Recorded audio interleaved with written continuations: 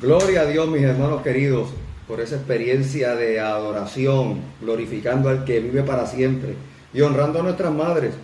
Y en esta ocasión quiero compartir con ustedes la palabra para gozarnos en ella y que el Espíritu Santo de Dios nos ministre y podamos escuchar su voz. La misma se encuentra en el Evangelio de Lucas y voy a compartir el capítulo primero, los versos del 39 al 55, los cuales leen de la siguiente manera. En aquellos días, levantándose María, fue deprisa a la montaña, a una ciudad de Judá, y entró en casa de Zacarías y saludó a Elizabeth. Y aconteció que cuando oyó Elizabeth la salutación de María, la criatura saltó en su vientre, y Elizabeth fue llena del Espíritu Santo. Y exclamó a gran voz y dijo: bendita tú eres entre las mujeres, y bendito el fruto de tu vientre. ¿Por qué se me concede esto a mí, que la madre de mi Señor venga a mí?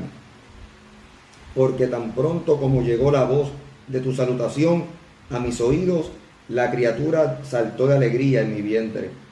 Y bienaventurada la que creyó, porque se cumplirá lo que le fue dicho de parte del Señor. Entonces María dijo: engrandece mi alma al Señor, y mi espíritu se regocija en Dios mi Salvador, porque ha mirado la bajeza de su sierva. Pues he aquí, desde ahora me dirán bienaventurada todas las generaciones. Porque me ha hecho grandes cosas el poderoso, santo es su nombre, y su misericordia es de generación en generación a los que le temen. Hizo proezas con su brazo, esparció a los soberbios en el pensamiento de sus corazones, quitó de los tronos a los poderosos y exaltó a los humildes. A los hambrientos colmó de bienes y a los ricos envió vacíos. Socorrió a Israel su siervo, acordándose de la misericordia, de la cual habló a nuestros padres, para con Abraham y su descendencia para siempre. Y así quedó María con ella como 3 meses. Después se volvió a su casa. Señor y Dios del cielo, alabamos y glorificamos tu nombre. Y luego de esta experiencia de adoración queremos escuchar tu voz sin pretender ser tu voz, sin pretendiendo ser algún instrumento que tu Espíritu Santo utilice para gloria de tu nombre. Háblanos, Señor, porque estamos prestos para tu palabra y toda gloria está reservada para Jesucristo. En el nombre de Jesús. Amén, amén, amén.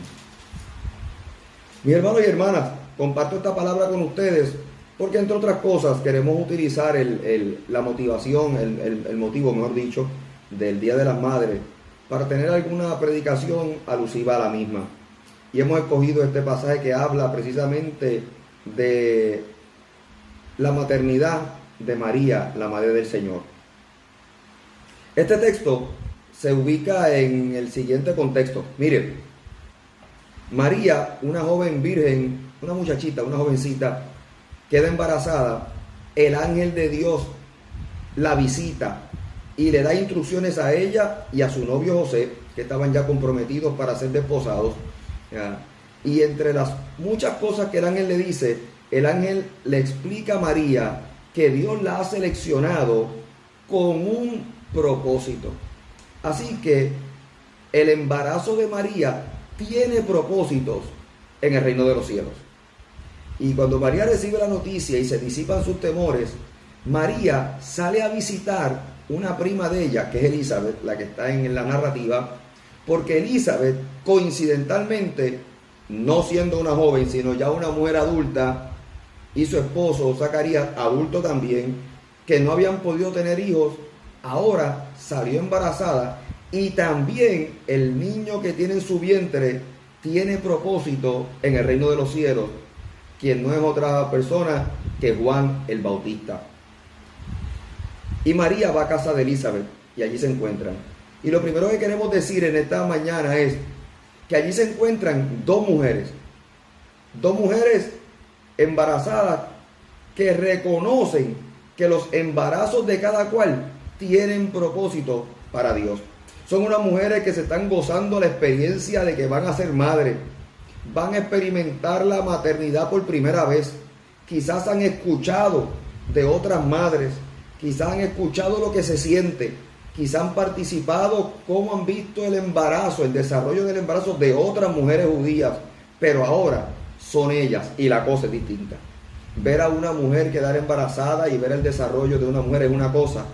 Me imagino que quedar una embarazada será otra totalmente distinta. Y ese es el que cuenta. Ese es el bonito. Ese es el hermoso. No porque el otro no lo sea, sino porque ese es el de una. Y estas dos mujeres se encuentran y están celebrando sus embarazos, pero también están celebrando el milagro de Dios a través de la vida misma. Están reconociendo que no solamente han tenido la capacidad para quedar embarazadas, sino que están reconociendo que Dios está en el asunto, en el embarazo y en las figuras, en las criaturas, en los niños.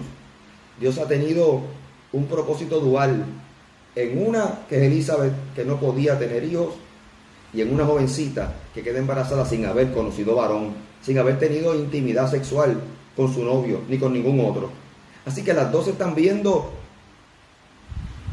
un milagro en el embarazo mismo, pero están reconociendo propósito en las criaturas que cargan en sus vientres. Así que estas mujeres están celebrando, y porque reconocen el milagro y porque reconocen el propósito, están reconociendo también, están tomando conciencia de que ellas son parte del cumplimiento de una profecía para el pueblo de Israel. Oiga, y déjeme detenerme ahí por un momento porque esto es importante. Miren, estas mujeres entendían que sus embarazos tenían propósito. Y nosotros podemos decir que un niño puede tener propósito, que un niño puede tener promesa, un niño o una niña. Y podemos decir, pues mi hijo tiene propósito, mi hija tiene propósito, mi hijo tiene una promesa, Dios nos dio una promesa con el hijo, con la hija. Y podemos repetir eso muchas veces hasta el cansancio. Lo que pasa es lo siguiente, que en este caso, la promesa y la profecía no se la dieron al niño. El niño ni siquiera se había gestado bien todavía. La promesa y los propósitos se lo dieron a la madre. Y eso es importante porque estas dos mujeres están celebrando su embarazo, están celebrando el milagro de parte del Señor, y están tomando conciencia de que sus hijos tienen propósito profético, pero ellas son parte de ese evento de cumplimiento profético. Es a ella que les ha sido dada la responsabilidad, porque Elizabeth está bien consciente de que el niño que está por nacer, cuando nazca, tiene que criarlo con un voto nazareo. Es un voto de consagración, es un voto de aquel que se separa para Dios y va a tener una dieta especial, una vestimenta especial, una manera de conocer las escrituras de Israel especial. Y eso no le correspondía al niño, eso le correspondía a la madre. Y Elizabeth está consciente de eso. María, por su parte, sabe que, conforme el anuncio del ángel, es la madre del Salvador, pero está creando conciencia junto con Elizabeth que a ella le tocará que ese niño crezca, que ese niño conozca las profecías, las escrituras de Israel y comience su llamado profético desde su crianza. Y con esto, aquellas quienes Dios les da la oportunidad de ser madres, más allá del gozo que produce la maternidad, más allá del gozo que produce saber que uno está encinta, y más allá que el gozo que pueda producir en los familiares el ver a una mujer desarrollar un embarazo, que siempre es bonito, que siempre es lindo, trae también gozo el que cada madre se concientice de que lo que carga en su vientre tiene propósito para Dios. Que hay un propósito ulterior al meramente haber quedado embarazada, sino que hay una responsabilidad de tener conciencia de que ese crío, una vez se desarrolle, le corresponde a la madre, que para que todo cumplimiento profético se cumpla en esa criatura, el momento y en el día y la hora en que se cumpla, esa madre es la responsable de, con toda conciencia, guiarlo hasta allá, nutrirlo, preparar su camino, preparar su intelecto, preparar su espíritu, preparar su vida emocional, para que ese muchacho entienda su propósito más adelante, ese muchacho o esa muchacha. Así que lo primero que queremos anunciar es que estas mujeres están celebrando su embarazo, están viendo a Dios en esa experiencia milagrosa del embarazo, pero están reconociendo que ahora tenían una responsabilidad dentro del pueblo de Israel por la crianza de esos muchachos. Y ese propósito, esa responsabilidad de la crianza de esos muchachos por el rol que iban a cumplir para el pueblo de Israel es una noción nacional. Es decir, no es el hijo mío, es el hijo del pueblo. No es lo que este muchacho, cómo este muchacho pueda crecer en la casa, es quién va a ser este muchacho para el pueblo. Así que para María y para Elizabeth, la conciencia del crecimiento y el desarrollo de ese embrión, de esa criaturita, tenía no solamente propósito familiar, sino que tenía un propósito colectivo para todo un pueblo, para toda una nación. Y yo quisiera también compartir que toda madre pudiera pensar: qué bien está mi hijo, qué mucho está creciendo mi hijo, qué bonito es mi hijo, todo ese montón de cosas que vienen con la maternidad y uno ver la crianza de un niño corriendo por la casa. Sino que también hay que tener conciencia colectiva, conciencia nacional, conciencia de pueblo. Y esto es lo que es este hijo para mí, esto es lo que es esta niña para mí. Pero vamos a prepararla para lo que esta niña será para nuestro pueblo, para nuestra comunidad. Oiga, que haya propósito de país, que esa criaturita pueda también aportar al país donde está, a la nación a la cual pertenece, que pueda aportar al pueblo de Dios, a la comunidad de fe a la que pertenece. Hay que proyectarnos no solamente con que es el hijo o la hija de la casa, sino también con que es uno que va a aportar a la vida del pueblo. Oiga, cuando las familias hacen esto, tenemos mejores países. Tenemos entonces líderes naturales, líderes natos, porque desde su comienzo, desde su desarrollo, siempre ha habido una conciencia de aportación colectiva al pueblo donde pertenecen. María y Elizabeth sabían que estos niños que ellas habían concebido, que estos niños que estaban en sus vientres, si tenían propósito para el pueblo, ellas tenían que prepararle el camino y hacerle crear conciencia de que aprendieran a amar a su pueblo, a su patria, a su Dios. Que no eran niños solamente que estaban esperando qué es lo que el país mío me va a dar, cómo es que se me va a sostener, sino que estaban ellas comprometidas a que estos niños se desarrollaran con una conciencia de aportar a la nación. Eso era importante. Oiga, y en estos momentos por los cuales atraviesa Puerto Rico, el mundo, diferentes países, yo creo que hoy más que nunca hace falta un llamado a que los padres y las madres que Dios le ha dado el privilegio de concebir, que están levantando familia, dentro de las muchas cosas que se puedan disfrutar del desarrollo de sus hijos, puedan también asumir la responsabilidad de crear en esos niños y en esas niñas conciencia de pueblo, conciencia nacional, conciencia de país, conciencia de la patria, para que se vean también con lo que hagan, con lo que puedan ser, aportando al pueblo, aportando a un mejor país. Y lo podemos hacer. Que aquel que quiera ser artista se vea expresando su arte para todo un pueblo y venga a aportar a la cultura nacional. Que aquel que quiera aportar en la política tenga una visión del pueblo colectivo y se vea como un servidor de aquellos quienes le dieron el voto, y que por medio de sus acciones el pueblo progrese. Y eso es conciencia nacional, eso es conciencia de patria, eso no es conciencia de partido político, eso no es hablar de política partidista, es hablar de hombres y mujeres que están naciendo como hijos de una patria, la que sea, y que tienen como conciencia aportar a la misma. No solamente recibir de la patria, sino ser parte de y aportar a la misma. Que aquel que es un científico pueda destacarse no solamente y lucrarse de su conocimiento particular, de los grandes descubrimientos que haga, sino que también los pone al servicio de todo un pueblo, de todo un país, y somos más grandes. María y Elizabeth tenían esa conciencia. María y Elizabeth sabían que más allá de disfrutarse la noticia de que vamos a ser madres y lo que eso significaba, estaban compartiendo que tenían conciencia de que lo que Dios le había dado como regalo, esas criaturitas, le correspondía a ellas levantar en esas criaturitas conciencia nacional, para que pudieran ser esa provisión de Dios al pueblo de Israel. Uno, como les dije, fue Juan el Bautista. Y Juan el Bautista tenía conciencia nacional. Le predicó al pueblo de Israel, al pueblo de Dios, para que tornaran su mirada a Dios. Y Jesús, ¿qué podemos decir? El Salvador.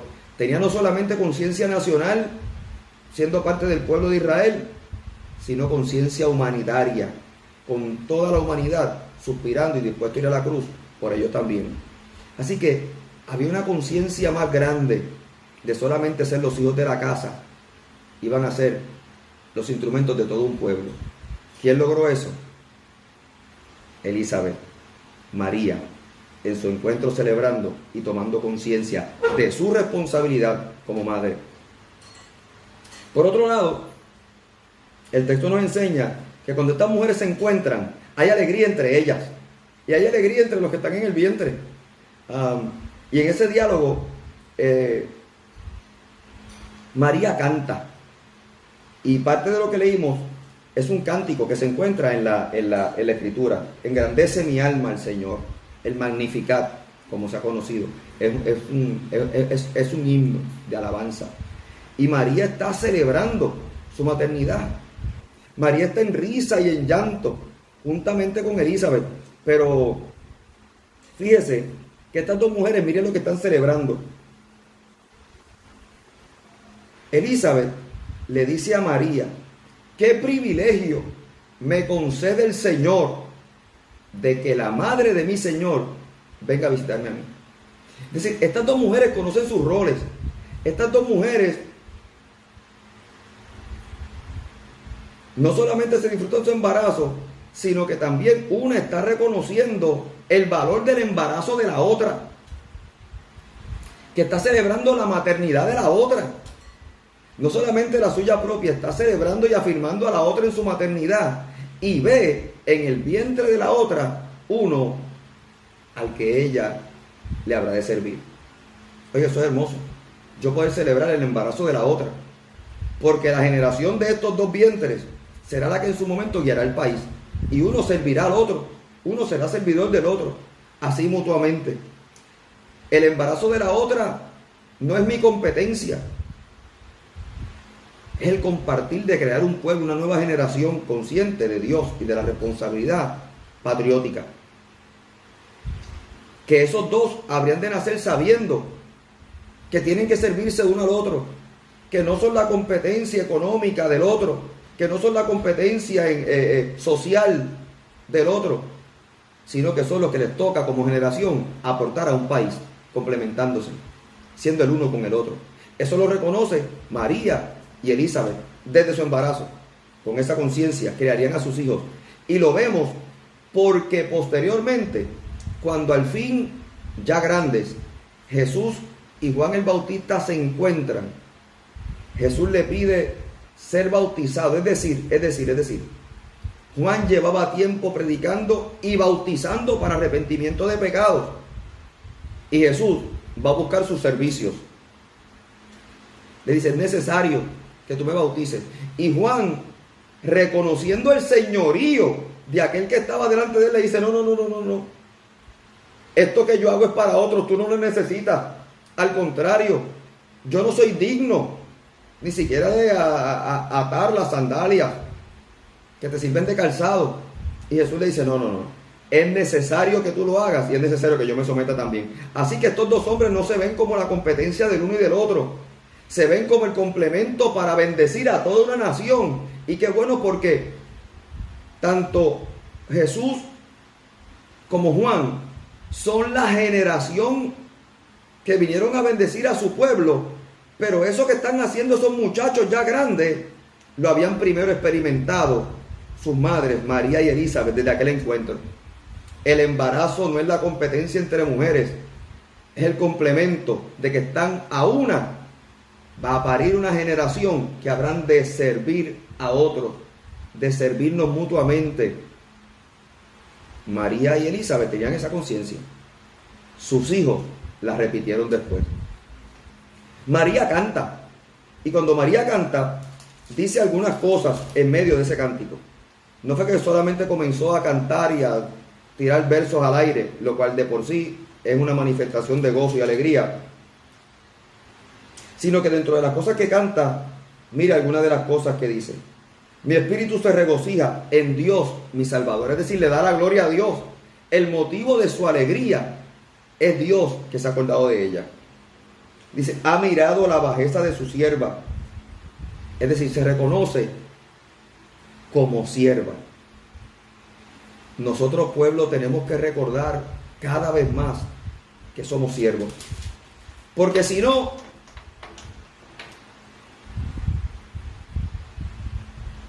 va a crecer junto a nosotros una generación que no reconoce el señorío de nadie. Cuando Jesús murió, hubo 2 ladrones a sus lados, y uno de ellos, con una soberbia espantosa, se atrevía a decirle al Señor, si tú realmente eres el que esta gente está diciendo, bájate tú y bájame a mí. Para entonces el otro confrontarlo y decirle, hey, ¿no conoces tú a quién le estás hablando? ¿No conoces tú que este no ha tenido pecado ninguno? Que nosotros merecemos lo que nos está pasando, pero este no, porque es un justo. Es el otro llamando a la conciencia del primero, diciéndole, él no es igual que nosotros.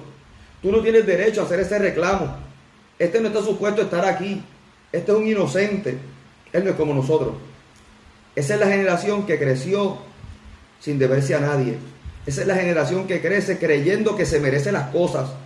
Esa es la generación que crece pensando que ellos pueden andar como quiera para sacar los beneficios que quieran, aún utilizando la corrupción, la trampa, el atropello, la ignominia contra otros, atentando contra la dignidad de los otros seres humanos, contra su seguridad, contra la vida de otros seres humanos, y al momento de ellos verse en un momento de dificultad, clamar para que Dios se acuerde de ellos y los bendiga también. Esa generación la tenemos en medio nuestro. Una generación que no tiene Señor. Una generación que no pueden verse como siervos de nadie. Y María, en medio de su cántico y su gozo, está reconociendo el señorío del Dios del cielo y de la tierra y su servidumbre. Oiga, somos siervos del Señor. Somos siervos del Dios Altísimo. Mire, ¿sabía usted que en el tiempo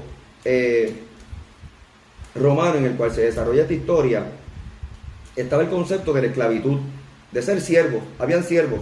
Sin embargo, distinto a nuestros tiempos o a los tiempos que nosotros las Américas conocieron como esclavitud, que era trabajo forzoso simplemente porque los que llegaron acá, los colonos, vieron en el negro uno que no es igual, uno que es distinto, y le quitaron todos sus derechos, atentaron contra su humanidad, contra su dignidad, los sacaron de donde estaban, los trajeron para acá, para Occidente, y los pusieron a trabajar sin derechos, a costa de su propia vida, porque simplemente eran distintos, porque menospreciaron la vida del otro, y acá los pusieron a trabajo forzoso, aún les costó hasta la muerte. Oiga, y déjame hacer un paréntesis. Ahora mismo hay un video corriendo de una noticia que se está desarrollando, de cómo un joven negro está corriendo por una comunidad y se tropieza con 2 hombres blancos, y allí, en una trifulca que está todavía por deliberarse, recibe un escopetazo y cae muerto aquel joven negro allí, y ahora se está acusando a aquellos 2 hombres blancos por la muerte de aquel hombre. Así que esto de ver de forma indigna la vida del otro y menospreciar la vida del otro, que se trajo desde esa consideración esclavista, de ver a los negros como cosa distinta para trabajar acá y ser un instrumento y ser un recurso y ser una herramienta de trabajo de los blancos, todavía tiene sus retazos al día de hoy. Y hay familias sufriendo por esa conciencia. Pues en el sistema romano, donde se está desarrollando esta historia, había también un sistema esclavista, pero no era con con las mismas consideraciones que nosotros consideramos el nuestro. A veces había gente que entraba en una relación de esclavitud con otros por deuda, porque le debían a alguien y se arreglaba en un contrato, pero mediaba un contrato, donde esa persona ahora pasaba a ser propiedad del acreedor y hasta que no cumpliera su deuda no quedaba libre y perdía sus derechos. También otros se sometían y establecían un contrato de servidumbre para escalar socialmente. ¿Y qué significa esto? Que si usted ve alguna de las cartas, usted se va a dar cuenta que hay unos conceptos, y es que uno puede ser esclavo, puede ser libre o liberto. ¿Qué es eso? El esclavo es uno que sirve, el libre es uno que libre está, pero el liberto es uno que ha sido esclavo, que cumplió su contrato y ahora ha sido puesto en libertad. Esa gente tiene una condición especial, y es que si entró en un contrato para poder escalar socialmente, a veces era más importante de quién tú habías sido esclavo que haber sido libre. A veces gente asumía un contrato de servidumbre con una persona de mucha autoridad para cuando quedara libre poder tener como carta de presentación y decir: yo fui siervo de fulano. Y eso le daba standing y le ayudaba a avanzar en la escala social del pueblo de Israel y de las comunidades romanas. Eso era muy común. Entonces, esta mujer, María, reconoce el señorío de su Dios y se reconoce como sierva del Dios Altísimo. Somos siervos del Señor. Entonces las primicias del reino, las arras del reino, son nuestras. No porque lo merezcamos, somos siervos. Es porque el Señor así lo ha dispuesto. Por eso Pablo decía: mira, yo prefiero ser esclavo de Jesucristo. Porque siendo esclavo de Jesucristo tengo más libertad que estando sin Él. Pablo entendió eso, porque entendía este contrato social entre los amos y los esclavos. ¿De quién tú has sido esclavo? Somos esclavos de Jesucristo. Y tenemos las arras del Espíritu, las primicias del reino. Y María, en su cántico, en su alegría, en su gozo, reconoce el señorío del Dios del cielo y de la tierra y reconoce su servidumbre. Es decir, ella está para servir al Dios que ha conocido. Que tus hijos aprendan a servir al Dios que tú has conocido. Porque cuando tú aprendes a servir a tu Dios, lo que tú haces honra a tu Dios. Lo que hacemos honra a Dios. Y le vas a enseñar a tus hijos a que dentro de las muchas cosas que conquisten o logren o hagan, también sirvan a Dios. Porque es nuestro Señor. Ciertamente es nuestro Señor. Por último, mis hermanos queridos, mire, María aprende también a estar presente en todos los aspectos de la vida de su hijo.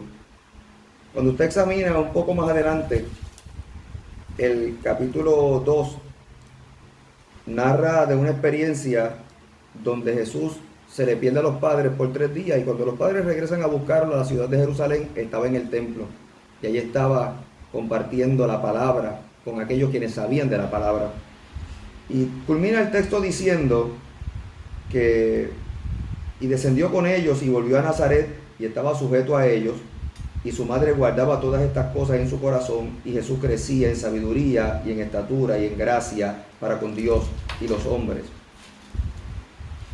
Y esto nos llama la atención a que María fue una madre siempre presente, que es la que está cantando de gozo y regocijo por lo que está gestándose en su vientre, pero que participó y estuvo presente en todas las etapas del crecimiento y de la vida de Jesús, hasta su muerte en la cruz, estando allí en el Calvario, viendo cómo su hijo sufre y padece y posteriormente muere, y trascendiendo su muerte, va hasta la tumba para allí buscar la forma de poder ungir el cuerpo de su hijo.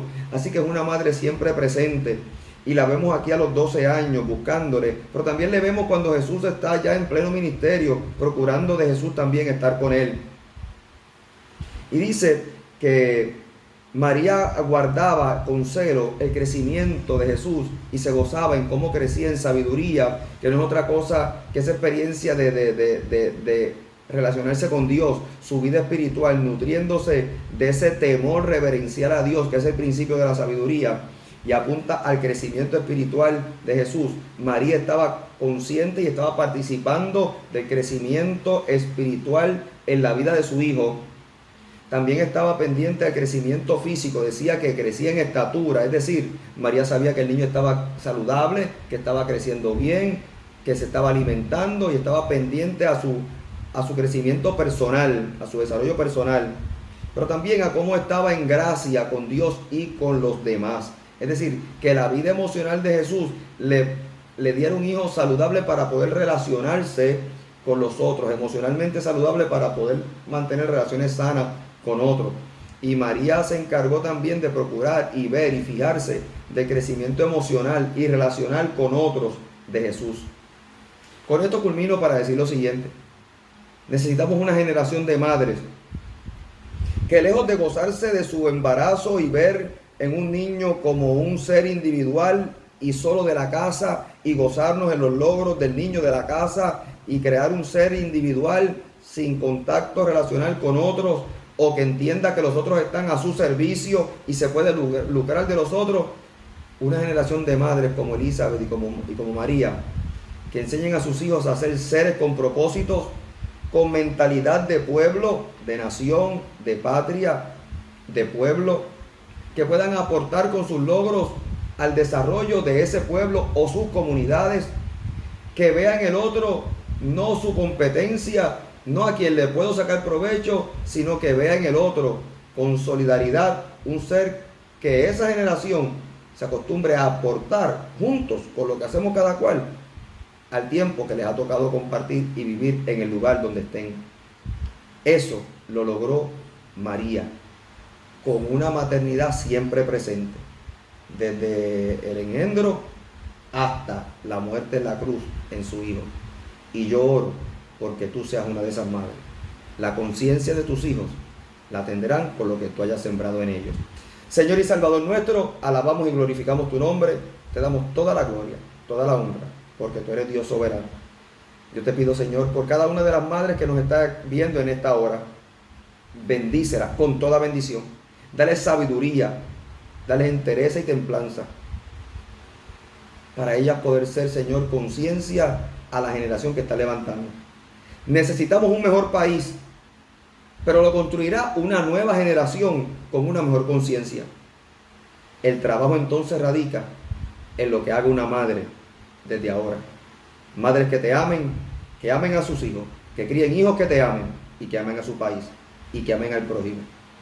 Te lo pedimos, Señor, en el nombre de Jesús. Amén, amén, amén.